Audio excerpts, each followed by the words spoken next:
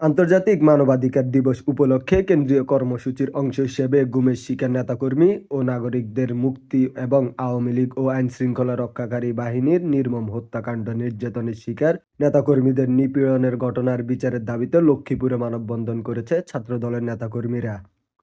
মঙ্গলবার 10 ডিসেম্বর বেলা 12টায় লক্ষ্মীপুর সরকারি কলেজ প্রাঙ্গণে মানববন্ধনের আয়োজন করে সরকারি কলেজ ছাত্রদল।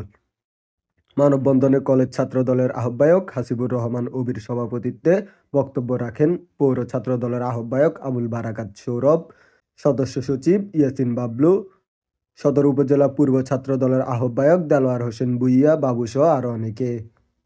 মানববন্ধনে নেতাকর্মীরা বলেন, গত 17 বছর আওয়ামী লীগ আমাদের বহু নেতাকর্মীদের গুম, খুন ও নির্যাতন করেছে, বহু মায়ের বুক খালি করেছে।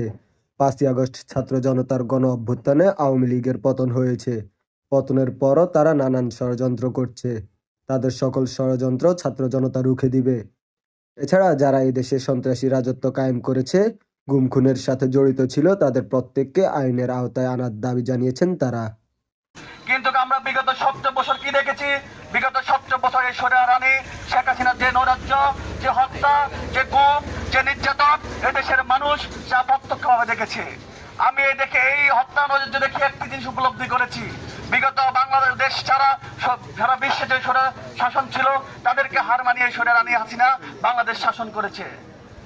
আমরা এই বাংলাদেশের প্রতিটি মানুষ যখন এই নির্যাতনের শিকার হয়ে এই নির্যাতনে বারবার এদেশের মানুষ তাদের অধিকার দাবি আদায়ের জন্য রাস্তায় নেমেছে, আন্দোলন করেছে, সংগ্রাম করেছে। এর প্রতিফলন কি করেছে? আমার ভাইকে রাস্তা থেকে তুলে নিয়ে গুম করেছে, আমার সহযোদ্ধাকে রাস্তা থেকে নিয়ে গুম করেছে, আমার সহযোদ্ধাকে না পেয়ে তাদের পরিবারের তাদের পিতা মাতা ভাই বোনকে হত্যা করেছে, গুম করেছে।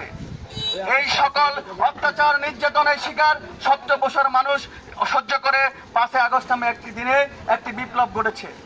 আমরা দেখতেছি 5 আগস্ট আজকে 4টি মাস অতিবাহিত হয়েছে।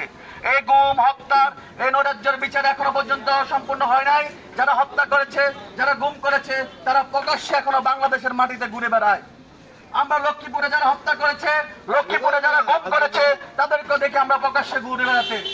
এই প্রশাসনের কাছে আমরা আজকে মানববন্ধনের মাধ্যমে এই মানববন্ধনে থেকে আমরা একটা জিনিসই বলতে চাচ্ছি, সেটা হচ্ছে আওয়ামী সরকার ফ্যাসিস্ট হাসিনা সরকার যেভাবে আমাদের নেতা কর্মীদের। News desk, Lakshmipur Times.